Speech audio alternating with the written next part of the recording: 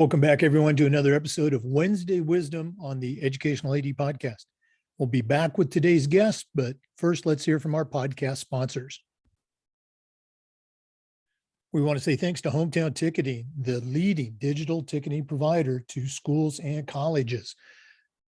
Learn more about what Hometown Ticketing can do for you at your school by going to hometownticketing.com. Hometown Ticketing, simple and easy online ticketing. We want to thank Violet Defense for their support of Wednesday Wisdom. Violet Defense is dedicated to protecting our world from germs by using the power of UV disinfection and bringing it to everyday spaces. Their patented technology enables them to harness the power of the sun to incorporate ultraviolet light into products and environments like never before. Whether you're ready to implement existing products or if you'd like to explore researching and developing a custom deployment of their technology for your school, Violet Defense has the solutions and the experience you need. Go to violetdefense.com to find out more about their wonderful products. We also want to thank Sideline Interactive. You know, it's becoming harder and harder to fund an athletic department, but Sideline Interactive's indoor scoring tables and video boards can generate $10,000 or more every single year, while also creating excitement in the gym and the ultimate game day experience for your athletes. Go to sidelineinteractive.com or call 832-786-0302 to schedule a live web demo and see their tables and boards in action.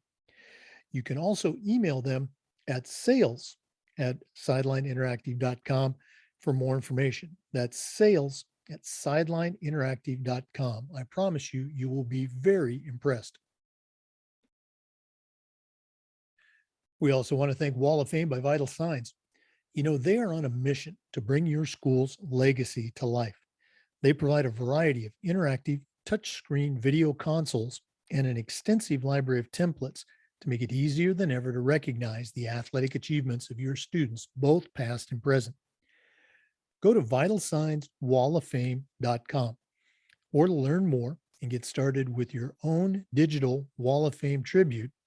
Call 614-981-3589, or you can email them at sales@vitalsignswalloffame.com to get started. That's sales@vitalsignswalloffame.com. You won't be disappointed. We also want to thank Huddle. Remember, at Huddle, we power sports. Over 180,000 teams, including some of the best in the world, are using Huddle to elevate the play of their athletes using video and analytics. Huddle's the complete performance platform. They have online tools, mobile and desktop apps, smart cameras, analytics, and a whole lot more. Huddle's also built for every level of play, from club and youth programs all the way through high school and college teams, and even professional organizations are using Huddle to help their teams play better. You're in pretty good company with over 6 million users, including your student athletes, a lot of their parents, and the coaches of the teams you're trying to get to recruit your kids. If you want to find out more about what Huddle can do for you and your program, or how your school can become a Huddle school, go to huddle.com and talk to their professionals. Remember, at Huddle, we power sports. We also want to say thanks to Athletic Surveys by Lifetrack. Athletic Surveys by Lifetrack are a quick, easy, and affordable way for you to collect comprehensive data that allows you to evaluate and improve your athletic program. Athletic Surveys by Lifetrack also puts you in touch with the 95% of the parents and the student athletes who really love your program.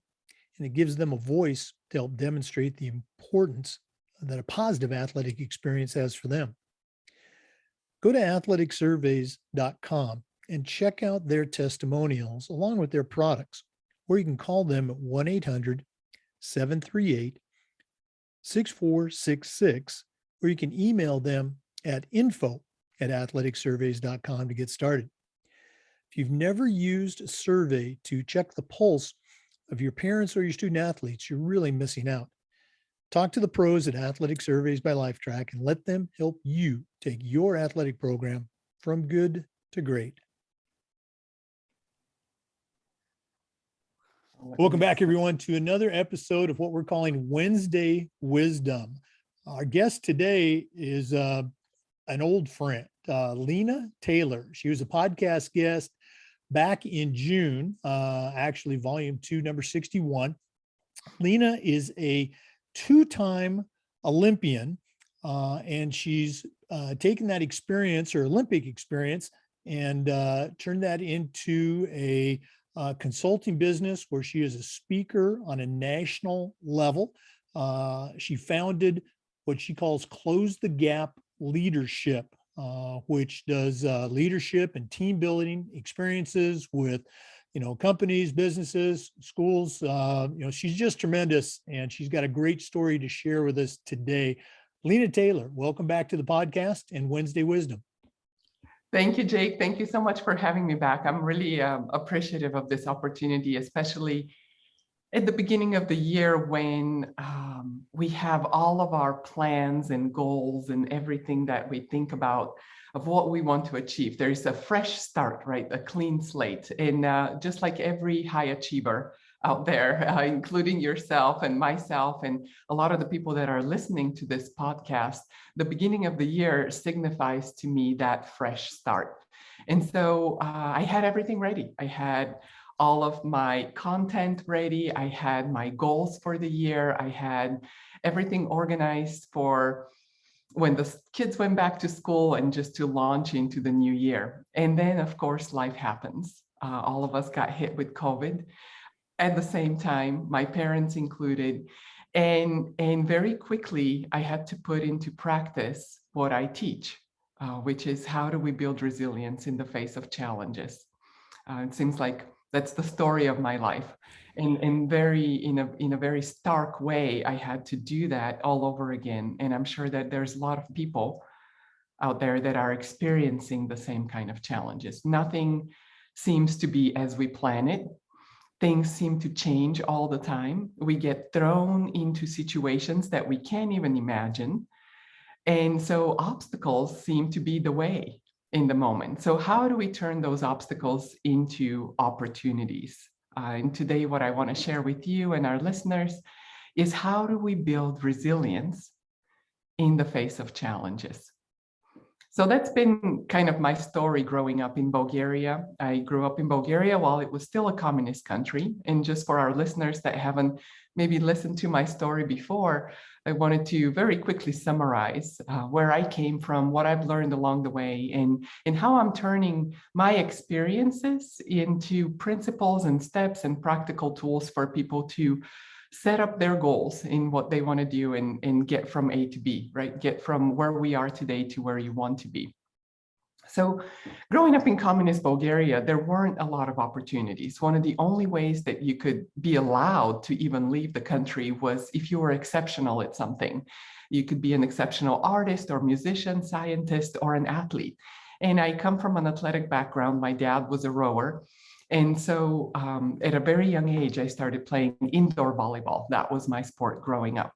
And my dream was to eventually someday, hopefully, have a chance to play in the Olympics. Of course, every kid that starts to play a sport has that big dream. But very quickly, I realized that that may not be within my reach. At the age of 16, I had made it to the very top level of my club team.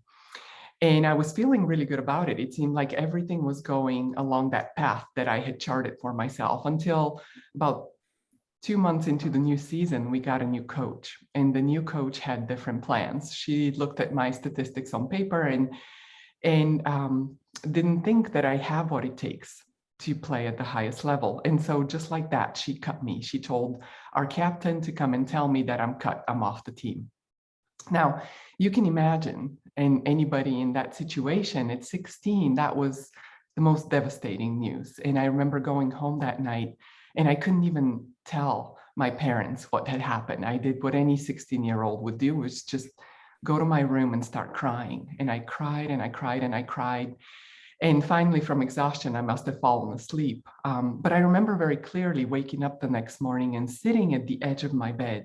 And in that moment, being struck by a thought which was, I had kept asking myself the question during the night, why does this hurt so much? Why does it feel like my life is over? And I had the realization, I stumbled, by asking myself that question, I stumbled upon the realization that volleyball was not just a game to me, right? If it was just a game, go pick up another game, go do something else. But no, everything that I wanted in my life depended upon me being on that team. And so that realization in that very difficult moment gave me the courage, to make a decision. And the decision that I made was that I would go back to my practice, I would take my spot in the lineup, and I would face the coach, and now very possibly face the humiliation that she would kick me out in front of everybody. But I was ready to take humiliation rather than to give up on my dream. And so that's what I did. And when I showed back up at practice, of course, all of my teammates started whispering, "Why are you here? Why are you humiliating yourself?" And I didn't say anything. And the coach went from person to person. She stood in front of me, and very quickly she could see that I wasn't there because I was rebelling against her decision, but I was there because I was resolved. I was resolved to do anything that it takes to have my spot on the team. And so in that moment, she didn't say anything. She just kept walking. And I took that as a second chance. She was giving me a second chance to prove myself. So whatever effort I thought I was putting into volleyball up until that point, I quadruple it. And so by the end of the year, I become a starter on the team. We won the national championship. I got selected to be on the national team, proving not just to my coach and my teammates that I deserved that spot, but most importantly, proving to myself that if something is really important to me, I will do anything to make it happen. So in that moment, it was sort of my awakening to the fact that opportunities are not just going to be given to me. And if I want something, I will have to create it.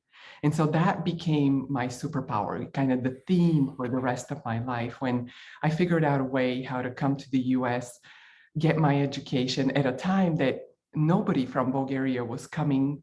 And I was the first athlete to come to the US on an athletic scholarship. And then later on, after I graduated from college, I figured out a way to start a new sport, which was beach volleyball at the time, and train myself and my sister to the Olympic level and play into Olympics. And so from those experiences, now I'm kind of looking back and have constructed a model of resilience that I want to share here with you, which is based on what that early experience was, but I want to break it down into small steps that would kind of give us a guide into how can we apply that to everyday situations in our lives, and especially when we're faced with challenges. And so what I'll do right now is I'll walk us through the 5 steps to building resilience, and I'll connect them to that story just so that I can illustrate to you what happened in that moment when I was 16, how I stumbled upon, from desperation really to come up with that resolve, and how everybody can put those steps into practice. I firmly believe that there was nothing really special about me, but there was something that all of us can do given the right tools. So these are the tools that I want to share with you. So resilience, when we talk about resilience, it's simply the capacity to recover quickly from difficulties. Now, if you look at any situation where people are winning gold medals, Super Bowls, or if you look into the business world, some of the most successful businesses, it's not like the people that are at the top, they don't face challenges. No, but how do they recover very quickly from the setbacks that they face and refocus on what's the next indicated step? So the first step in this process, what I talk about is acceptance. Now, this is easier said than done, and I'll explain to you why. Because acceptance requires humility, the humility to realize that we don't control the outcome of every situation. But do you see how the better we get at something, the more expectations we have of how things should go? And then it's very difficult when something happens that is not according to our plan, right? Something's thrown your way. Let's say the opponent runs a play that completely throws us off, right? If we didn't expect it. So how can you refocus from that? Well, the first part is to have that acceptance. And I really, in my teachings, I talk about having a daily practice of humility. How do you practice humility? Now, this is connected to teamwork. You have the realization that whether you're on a road where you're doing something alone, or the way that most people work today is in teams, right? It's all about teamwork. It's about what can you do? What is your part in the equation? And then also giving an opportunity to everyone and everything else around you to contribute as well. So I had to accept in that situation, going back to when I was 16, that I had no control over getting a new coach, right? There's so many circumstances around us that we have no control over. So accepting the fact that we don't control every outcome is the first step. And very much this plays into teamwork, realizing that we're co-creators. We co-create our reality. And how do we show up? What is our part in it? The second step in the process is all about taking responsibility, right? What was my role in creating that situation? Is there something that I could have done differently, or something that I can do differently in the future?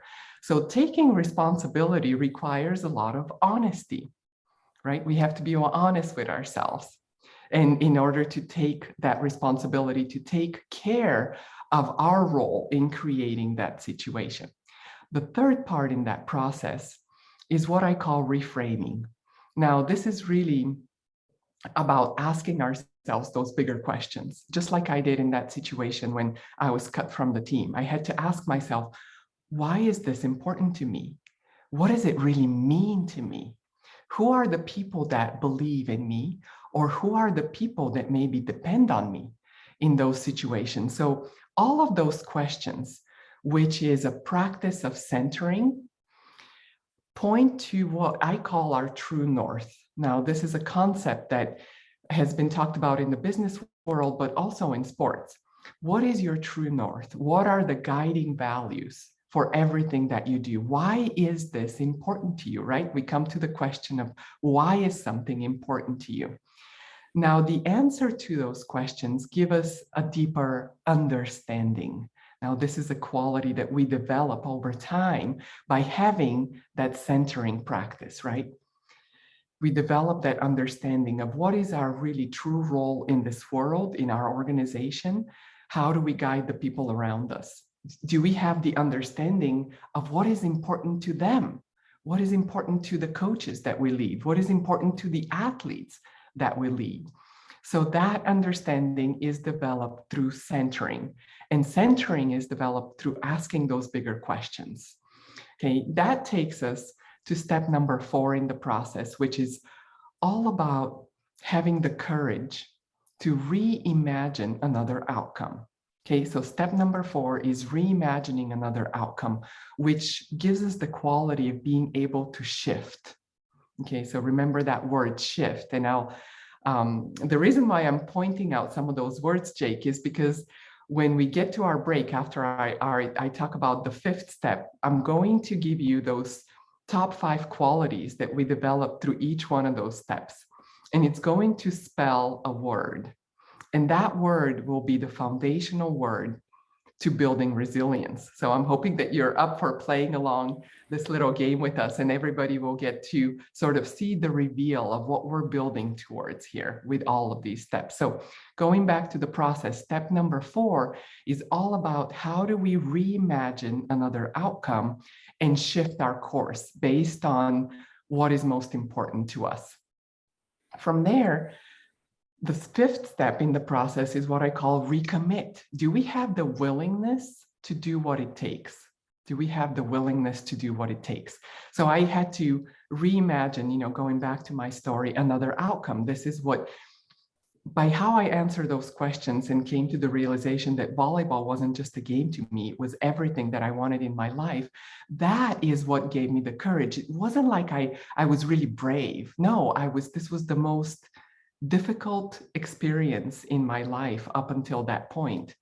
And I was in a very vulnerable situation. I had no idea what the outcome will be when I show back up to practice. In fact, I was ready to take humiliation, right? When the coach would now kick me out in front of everybody. But reimagining another outcome, being able to make that shift, and that leads us to recommitting to the course, which is now what I did when the coach gave me a second chance, and the willingness to do whatever it takes. Now, we talk a lot about commitment. And when you get to the point of realizing what is most important to you, making the change to your behavior, to your habits, to everything that you do in order to support what you want to achieve in your life. Now, do you think that I complained about any drills from that point on? I don't think so. Do you think that I complained when the coach, when we were supposed to shag balls, or, the coach made us run? I don't think so. Now, the willingness to do what it takes, this is how we inspire the people on our teams to commit to what is most important to us. And that leads to that quality that we're after, which is transformation. So now, just to review very quickly the steps, what is required, and then what the qualities are. And after the break, we're going to go over the qualities one more time and reveal that acronym for what is the most important thing to build resilience. So number one, we talked about acceptance and how it takes humility to have acceptance, and teamwork really is the quality that we're developing here. Knowing that we're not the ones that create everything. We're co-creators of what our circumstances are. The second step is all about responsibility, taking responsibility, and that takes a lot of honesty, right? To take responsibility. Reframing is the third step in the process, and it's that daily practice of centering, asking those deeper questions. Why is this important to us? Right? And that leads to the quality of understanding ourselves, understanding our people. The fourth step in the process is reimagining another outcome, which takes a lot of courage.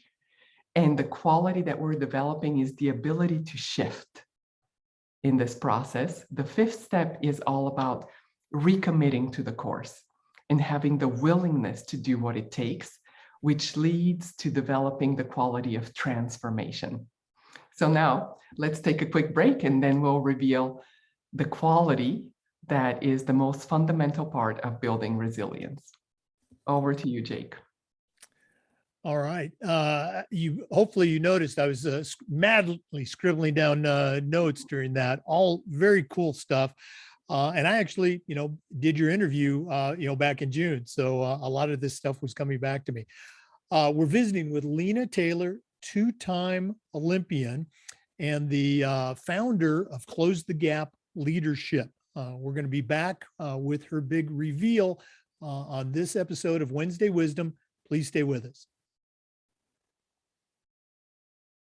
We want to thank Athletic Surveys by Lifetrack for their support of the podcast and Wednesday Wisdom. Athletic Surveys by Lifetrack are a quick, easy, and affordable way for you to collect comprehensive data that allows you to evaluate and improve your entire athletic program. Athletic Surveys by Lifetrack also puts you in touch with the 95% or more of the parents and players who really love your program, and it gives them a voice to help demonstrate the importance that a positive athletic experience has for them. Go to athleticsurveys.com and check out their testimonials, and then give them a call at 1-800-738-6466, or you can email them at info@athleticsurveys.com to get started. If you've never used a survey to check the pulse of your parents or your student athletes, you're really missing out. Go to Athletic Surveys by Lifetrack and let them help you take your athletic program from good to great. We also want to thank Wall of Fame by Vital Signs. They are on a mission to bring your school's legacy to life. They provide a variety of interactive touchscreen video consoles, along with an extensive library of templates to make it easier than ever to recognize the athletic achievements of your students, both past and present. For ideas on how to showcase your school's diverse history, along with your proudest moments, visit vitalsignswalloffame.com, or learn more and get started with your own digital Wall of Fame tribute, call them at 614-981-3589 or email them at sales@vitalsignswalloffame.com. That's sales@vitalsignswalloffame.com. I promise you, you will be very impressed. Welcome back to Wednesday Wisdom. We're with Lina Taylor, the founder of Close the Gap Leadership. Lina, again, your story, it's for me, it's just that personification of that word resilience, the challenges that you and, your sister met and overcame to become Olympians, not once, but twice. Just incredible. And I love the way you weave that story into the components that you shared with us. So I'm going to turn it back over to you, and you're going to help us figure out what this secret is to becoming resilient in our lives. Okay, thank you, Jake. So we talked about building resilience and the fact that it's a process, and the 5 steps to building resilience.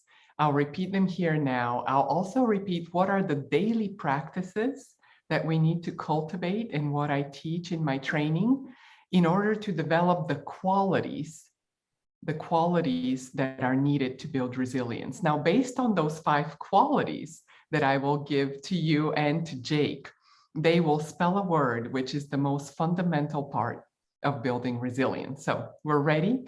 Now, the 5 steps of building resilience are: number 1, acceptance.